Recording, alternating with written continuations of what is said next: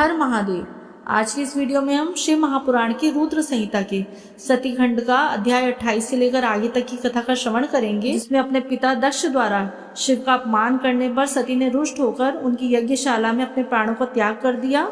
इससे पहले की वीडियो में हमने इस कथा का श्रवण किया था कि किस प्रकार राजा दक्ष ने भगवान शिव का अपमान किया, जिसके बदले नंदी ने राजा दक्ष को और पूरे ब्राह्मण कुल को श्राप दिया। आज की इस रोचक कथा शुरू करने से पहले हम आपको बता दें कि हमारे चैनल पर डेली ही शिव महापुराण की कथा सुनाई जा रही है। तो आपने अगर हमारे चैनल को सब्सक्राइब नहीं किया है तो उसको सब्सक्राइब कर लें, और अगर आपको हमारी वीडियो पसंद आती है तो वीडियो को लाइक एंड शेयर करें और कमेंट बॉक्स में हर हर महादेव जरूर लिखें। ब्रह्मा जी कहते हैं, नारद जब देवर्षिगण बड़े उत्साह और हर्ष के साथ दक्ष के यज्ञ में जा रहे थे, उसी समय दक्ष कन्या देवी सती गंधमादन पर्वत पर चंदोवे से युक्त धारागृह में सखियों से घिरी हुई भांति भांति की उत्तम क्रीड़ाएं कर रही थी। प्रसन्नतापूर्वक क्रीड़ा में लगी हुई देवी सती ने उस समय रोहिणी के साथ दक्ष यज्ञ में जाते हुए चंद्रमा को देखा। देखकर वे अपने हितकारिणी प्राण प्यारी श्रेष्ठ सखी विजया से बोली, मेरी सखियों में श्रेष्ठ प्राण प्रिय विजय, जल्दी जाकर पूछ तो आ, ये चंद्रदेव रोहिणी के साथ कहाँ जा रहे हैं। सती के इस प्रकार आज्ञा देने पर विजया तुरंत उनके पास गई और उसने यथोचित शिष्टाचार के साथ पूछा, चंद्रदेव आप कहाँ जा रहे हैं। विजया का यह प्रश्न सुनकर चंद्रदेव ने अपनी यात्रा का उद्देश्य आदर पूर्वक बताया। दक्ष के यहाँ होने वाले यज्ञोत्सव आदि का सारा वृतांत कहा। वह सब सुनकर विजया बड़ी उतावली के साथ देवी के पास आई और चंद्रमा ने जो कुछ कहा था वह सब उसने कह सुनाया। उसे सुनकर कालिका सती देवी को बड़ा विस्मय हुआ। अपने यहाँ सूचना न मिलने का क्या कारण है, यह बहुत सोचने विचारने पर भी उनकी समझ में नहीं आया। तब उन्होंने पार्षदों से घिरे अपने स्वामी भगवान शिव के पास आकर भगवान शंकर से पूछा। सती बोली, प्रभु मैंने सुना है कि मेरे पिताजी के यहाँ कोई बड़ा यज्ञ हो रहा है, उसमें बहुत बड़ा उत्सव होगा, उसमें सब देवर्षि एकत्र हो रहे हैं। देव देवेश्वर, पिताजी के उस महान यज्ञ में चलने की रुचि आपको क्यों नहीं हो रही है। इस विषय में जो बात हो वह सब बताइए। महादेव, सुहृदों का यह धर्म है कि वह सुहृदों के साथ मिलकर मिले जुले। यह मिलन उनके महान प्रेम को बढ़ाने वाला होता है। अतः प्रभु मेरे स्वामी, आप मेरी प्रार्थना मानकर सर्वथा प्रयत्न करके मेरे साथ पिताजी की यज्ञशाला में आज ही चलिए। सती की यह बात सुनकर भगवान महेश्वर देव, जिनका हृदय दक्ष के वाग्बाणों से घायल हो चुका था, मधुर वाणी में बोले, देवी तुम्हारे पिता दक्ष मेरे विशेष द्रोही हो गए हैं। जो प्रमुख देवता और ऋषि अभिमानी, मूढ़ और ज्ञान शून्य हैं, वे ही सब तुम्हारे पिता के यज्ञ में गए हैं।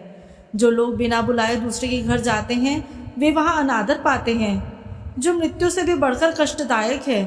अतः प्रिय, तुमको और मुझको विशेष रूप से दक्ष के यज्ञ में नहीं जाना चाहिए, क्योंकि वहाँ हमें नहीं बुलाया गया है। यह मैंने सच्ची बात कही है। महात्मा महेश्वर के ऐसा कहने पर सती रोषपूर्वक बोली, शंभु आप सबके परमेश्वर हैं, जिनके जाने से यज्ञ सफल होता है, उन्हीं आपको मेरे दुष्ट पिता ने इस समय आमंत्रित नहीं किया है।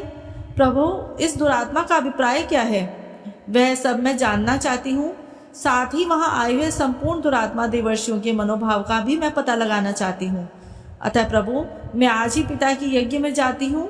नाथ महेश्वर, आप मुझे वहाँ जाने की आज्ञा दे दें। देवी सती के ऐसा कहने पर सर्वज्ञ सर्वदृष्टा सृष्टिकर्ता एवं कल्याण स्वरूप साक्षात भगवान रुद्र उनसे इस प्रकार बोले। शिव ने कहा, उत्तम व्रत का पालन करने वाली देवी, यदि इस प्रकार तुम्हारी रुचि वहाँ अवश्य जाने के लिए हो गई है तो मेरी आज्ञा से तुम शीघ्र अपने पिता के यज्ञ में जाओ। यह नंदी वृषभ सुसज्जित है, तुम एक महारानी के अनुरूप राजोपचार साथ ले सादर इस पर सवार होकर बहुसंख्यक प्रमथ गणों के साथ यात्रा करो। प्रिय, इस विभूषित वृषभ पर आरूढ़ हो। रुद्र के इस आदेश देने पर सुंदर आभूषणों से अलंकृत सती देवी सब साधनों से युक्त हो पिता के घर की ओर चली। परमात्मा शिव ने उन्हें सुंदर वस्त्र, आभूषण तथा परम उज्ज्वल छत्र, चामर आदि महाराजोचित उपचार दिए। भगवान शिव की आज्ञा से 60,000 रुद्रगण बड़ी प्रसन्नता और महान उत्साह के साथ कौतूहल पूर्वक सती के साथ गए। उस समय वहाँ यज्ञ के लिए यात्रा करते समय सब और महान उत्सव होने लगा। महादेव जी के गणों ने शिवप्रिया सती के लिए बड़ा भारी उत्सव रचाया। वे सभी गण कौतूहल पूर्ण कार्य करने तथा सती के शिव के यश को गाने लगे। शिव के प्रिय और महान वीर प्रमथगण प्रसन्नता पूर्वक उछलते कूदते चल रहे थे। जगदम्बा की यात्रा काल में सब प्रकार की बड़ी भारी शोभा हो रही थी। उस समय जो सुखद जय जयकार आदि का शब्द प्रकट हुआ, उससे तीनों लोग गूंज उठे। ब्रह्मा जी कहते हैं, नारद, दक्ष कन्या सती उस स्थान पर गई जहाँ वह महान प्रकाश से युक्त यज्ञ हो रहा था। वहाँ देवता, असुर और मुनीन्द्र आदि के द्वारा कौतूहलपूर्ण कार्य हो रहे थे। सती ने वहाँ अपने पिता के भवन को नाना प्रकार के आश्चर्यजनक वस्तुओं से संपन्न, उत्तम प्रभा से परिपूर्ण, मनोहर तथा देवताओं और ऋषियों के समुदाय से भरा हुआ देखा। देवी सती भवन के द्वार पर जाकर खड़ी हुई और अपने वाहन नंदी से उतरकर अकेली ही शीघ्रतापूर्वक यज्ञशाला के भीतर चली गई। सती को आई देख उनकी यशस्विनी माता आसिक्नी ने और बहनों ने उनका यथोचित आदर सत्कार किया, परंतु दक्ष ने उन्हें देखकर भी कुछ आदर नहीं किया तथा उन्हीं के भय से शिव की माया से मोहित हुए दूसरे लोग भी उनके प्रति आदर का भाव न दिखा सके। मुने, सब लोगों के द्वारा तिरस्कार प्राप्त होने से सती देवी को बड़ा विस्मय हुआ, तो भी उन्होंने अपने पिता माता के चरणों में मस्तक झुकाया। उस यज्ञ में सती ने विष्णु आदि देवताओं के भाग देखे, परंतु शंभु का भाग उन्हें कहीं नहीं दिखाई दिया।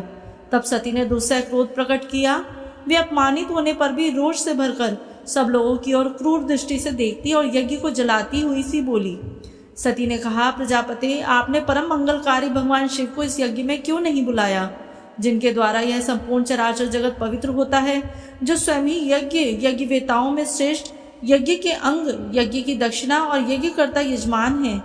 उन भगवान शिव के बिना यज्ञ की सिद्धि कैसे हो सकती है? अहो, जिनके स्मरण करने मात्र से सब कुछ पवित्र हो जाता है, उन्हीं के बिना किया हुआ यह सारा यज्ञ अपवित्र हो गया। द्रव्य, मंत्र आदि, हव्य और कव्य, ये सब जिनके स्वरूप हैं, उन्हीं भगवान शिव के बिना इस यज्ञ का आरंभ कैसे किया गया? क्या आपने भगवान शिव को सामान्य देवता समझकर उनका अनादर किया? आज आपकी बुद्धि भ्रष्ट हो गई है, इसलिए आप पिता होकर भी मुझे अधम जच रहे हैं। अरे, ये विष्णु और ब्रह्मा आदि देवता तथा मुनि अपने प्रभु भगवान शिव के आए बिना इस यज्ञ में कैसे चले आए? ऐसा कहने के बाद शिव स्वरूपा परमेश्वरी सती ने भगवान विष्णु, ब्रह्मा, इंद्र आदि सब देवताओं को तथा समस्त ऋषियों को बड़े कड़े शब्दों में फटकारा। ब्रह्मा जी कहते हैं, नारद, इस प्रकार क्रोध से भरी हुई जगदम्बा सती ने वहां व्यथित हृदय से अनेक प्रकार की बातें कही। श्री विष्णु आदि समस्त देवता और मुनि जो वहां उपस्थित थे, सती की बात सुनकर चुप रह गए। अपनी पुत्री के वैसे वचन सुनकर कुपित हुए दक्ष ने सती की ओर क्रूर दृष्टि से देखा और इस प्रकार कहा। दक्ष बोले, भद्रे, तुम्हारे बहुत कहने पर क्या लाभ? इस समय यहाँ तुम्हारा कोई काम नहीं है। तुम जाओ या ठहरो, यह तुम्हारी इच्छा पर निर्भर है। तुम यहाँ आई ही क्यों? समस्त विद्वान जानते हैं कि तुम्हारे पति शिव अमंगल रूप हैं।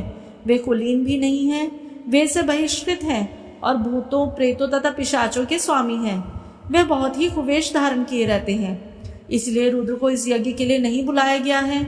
बेटी, मैं रुद्र को अच्छी तरह जानता हूँ, अतः जानबूझकर ही मैंने देवर्षियों की सभा में उनको आमंत्रित नहीं किया है।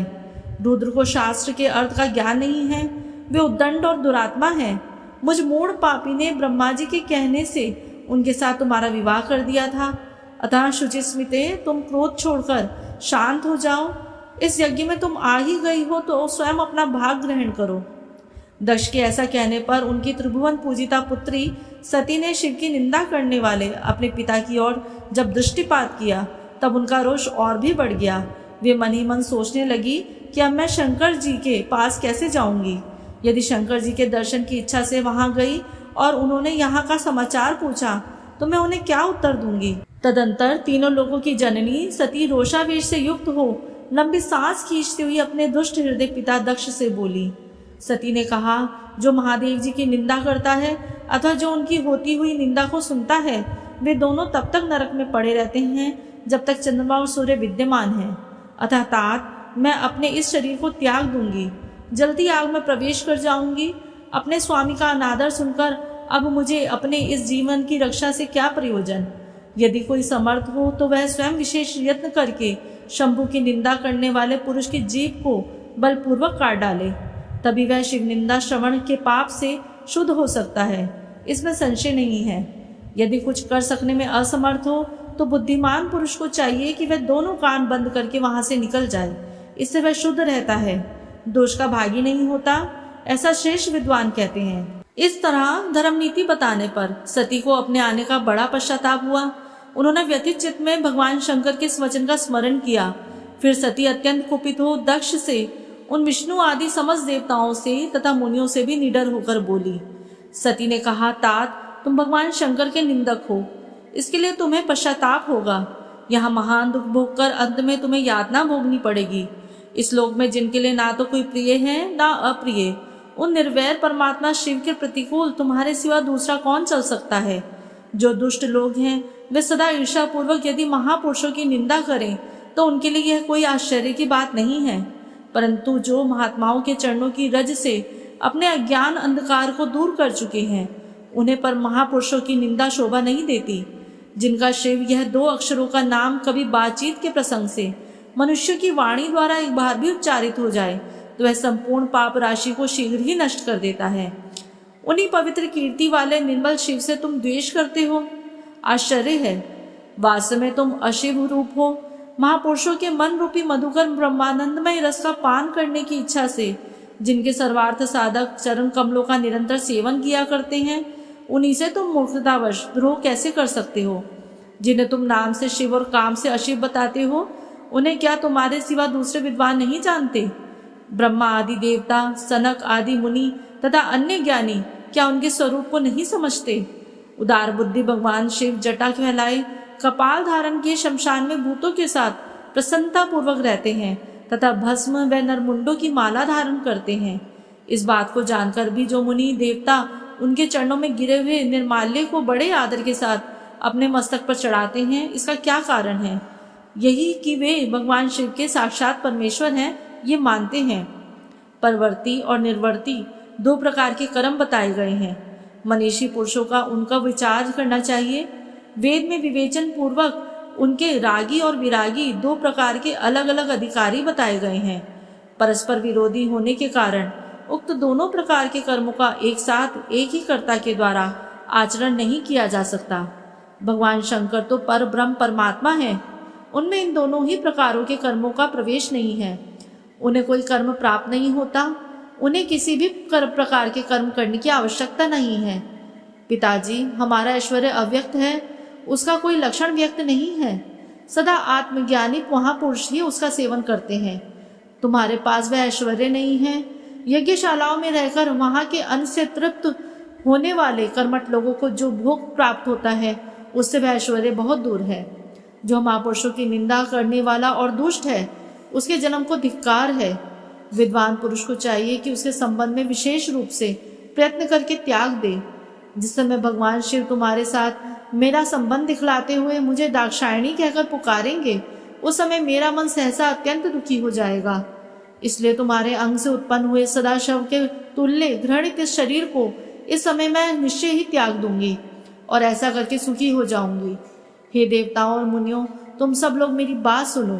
तुम्हारे हृदय में दुष्टता आ गई है। तुम लोगों का यह कर्म सर्वथा अनुचित है। तुम सब लोग मूढ़ हो, क्योंकि शिव की निंदा है और कलह तुम्हें प्रिय है।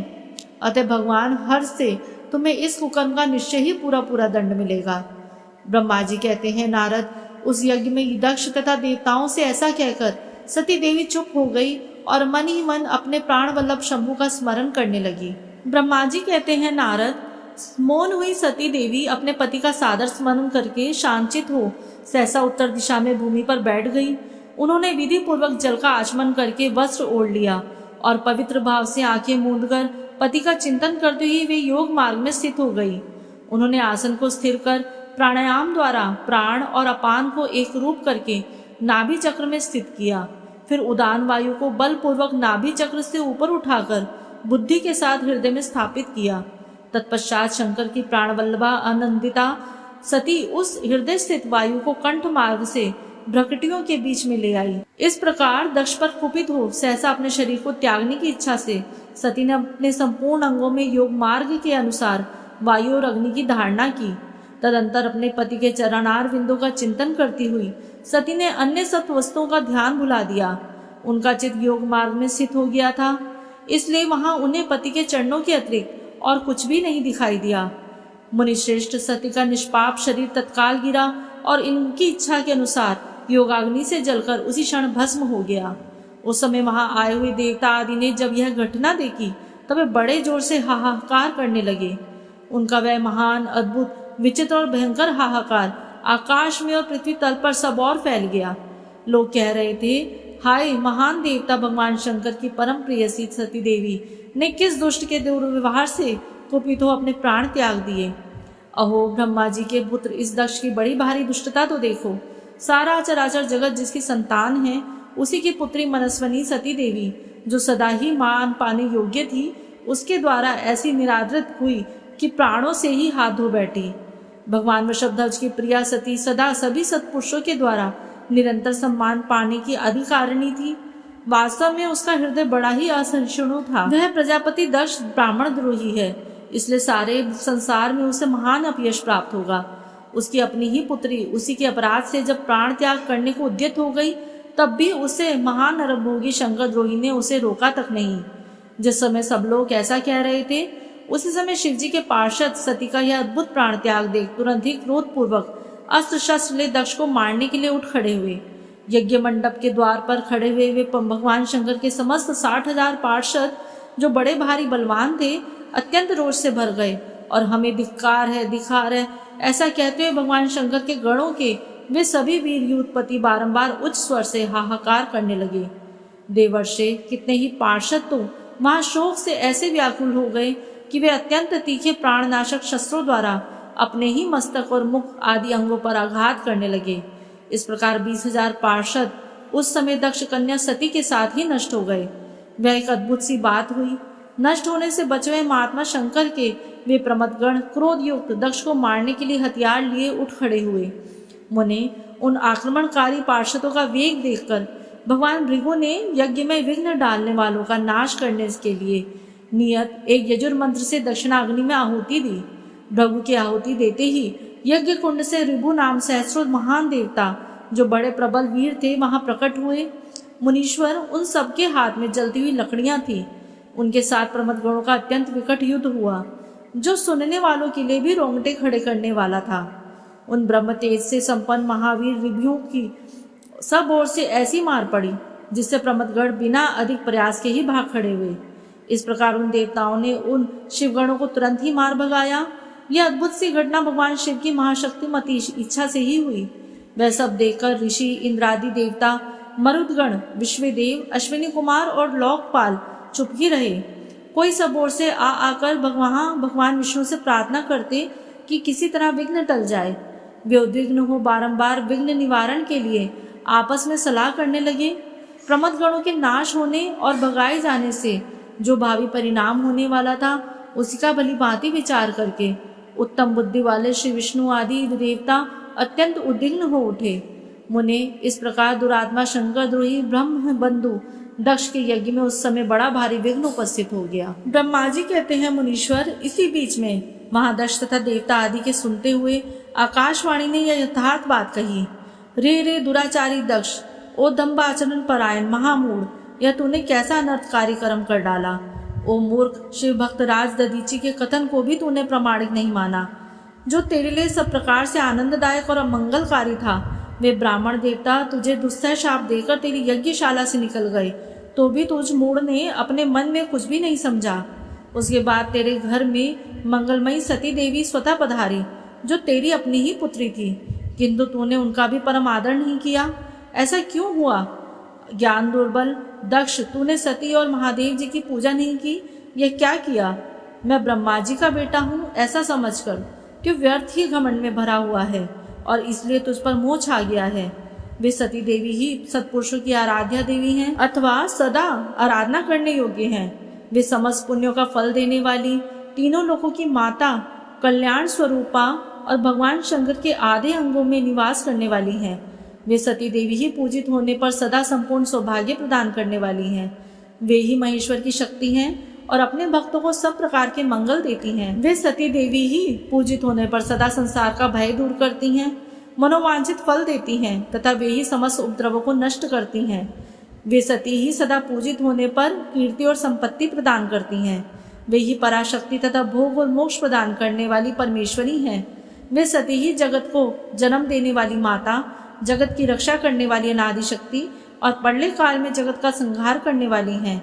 वे जगन माता सती ही भगवान विष्णु की माता रूप से सुशोभित होने वाली तथा ब्रह्मा, इंद्र, चंद्र, अग्नि एवं सूर्य देव आदि की जननी मानी गई हैं। वे सती ही तप, धर्म और दान आदि का फल देने वाली हैं। वे ही शंभु शक्ति महादेवी हैं तथा दुष्टों का हनन करने वाली परात्पर शक्ति हैं। ऐसी महिमा वाली सती देवी, जिनकी सदा प्रिय धर्म पत्नी है, उन भगवान महादेव को तूने यज्ञ में भाग नहीं दिया। अरे तू कैसा मूढ़ और कुविचारी है। भगवान शिव ही सबके स्वामी तथा परात्पर परमेश्वर हैं। वे समस्त देवताओं के सम्यक सेव्य हैं और सबका कल्याण करने वाले हैं। इन्हीं के दर्शन की इच्छा से सिद्ध पुरुष तपस्या करते हैं और इन्हीं के साक्षात्कार की अभिलाषा मन में लेकर योगी लोग योग साधना पर प्रवृत्त होते हैं। अनंत धन धान्य और यज्ञ याग आदि का सबसे महान फल यही बताया गया है कि भगवान शंकर का दर्शन सुलभ हो। शिव ही जगत का धारण पोषण करने वाले हैं। वे ही समस्त विद्याओं के पति एवं सब कुछ करने में समर्थ है। आदि विद्या के श्रेष्ठ स्वामी और समस्त मंगलों के भी मंगल वे ही हैं। दुष्ट दक्ष, तूने ही उनकी शक्ति का सत्कार नहीं किया, इसलिए इस यज्ञ का विनाश हो जाएगा। पूजनीय व्यक्तियों की पूजा न करने से अमंगल होता ही है। तूने परम पूज्य शिव स्वरूपा सती का पूजन नहीं किया है। शेषनाग अपने सहस्त्र मस्तकों से प्रतिदिन प्रसन्नता पूर्वक जिनके चरणों की रज धारण करते हैं, उन्हीं भगवान शिव की शक्ति सती देवी थी। जिनके चरण कमलों का निरंतर ध्यान और सादर पूजन करके ब्रह्मा जी ब्रह्मत्व को प्राप्त हुए हैं, उन्हीं भगवान शिव की प्रिय पत्नी सती देवी थी। जिनके चरण कमलों का निरंतर ध्यान और सादर पूजन करके इंद्रादि लोकपाल अपने अपने उत्तम पद को प्राप्त हुए हैं। वे भगवान शिव संपूर्ण जगत के पिता हैं और शक्ति स्वरूपा सती देवी जगत की माता कही गई हैं। मूर्दक्ष, तूने उन माता पिता का सत्कार नहीं किया, फिर तेरा कल्याण कैसे होगा। तुझ पर दुर्भाग्य का आक्रमण हो गया और विपत्तियां टूट पड़ी, क्योंकि तूने उन भवानी सती और भगवान शंकर की भक्ति भाव से आराधना नहीं की। कल्याणकारी शंभु का पूजन न करके भी मैं कल्याण का भागी हो सकता हूँ, यह तेरा कैसा गर्व है। वह दुर्वार गर्व आज नष्ट हो जाएगा। इन देवताओं में से कौन सा ऐसा है जो सर्वेश्वर शिव से विमुख होकर तेरी सहायता करेगा। मुझे तो ऐसा कोई देवता नहीं दिखाई देता। यदि देवता इस समय तेरी सहायता करेंगे तो जलती आग से खेलने वाले पतंगों के समान नष्ट हो जाएंगे। आज तेरा मुंह जल जाए, तेरा यज्ञ का नाश हो जाए और जितने तेरे सहायक हैं वे भी आज शीघ्र ही जल मरे। इस दुरात्मा दक्ष की जो सहायता करने वाले हैं, उन समस्त देवताओं के लिए आज शपथ है, वे तेरे अमंगल के लिए ही तेरी सहायता से विरत हो जाएं। समस्त देवता आज इस यज्ञ मंडप से निकलकर अपने अपने स्थान को चले जाएं, अन्यथा सब लोगों का सब प्रकार से नाश हो जाएगा। अन्य सब मुनि और नाग आदि भी इस यज्ञ से निकल जाएं, अन्यथा आज सब लोगों का सर्वथा नाश हो जाएगा। श्री हरे और विधाता, आप लोग भी इस यज्ञ मंडप से शीघ्र ही निकल जाइए। ब्रह्मा जी कहते हैं, नारद, संपूर्ण यज्ञशाला में बैठे हुए लोगों से ऐसा कहकर सबका कल्याण करने वाली वह आकाशवाणी मौन हो गई।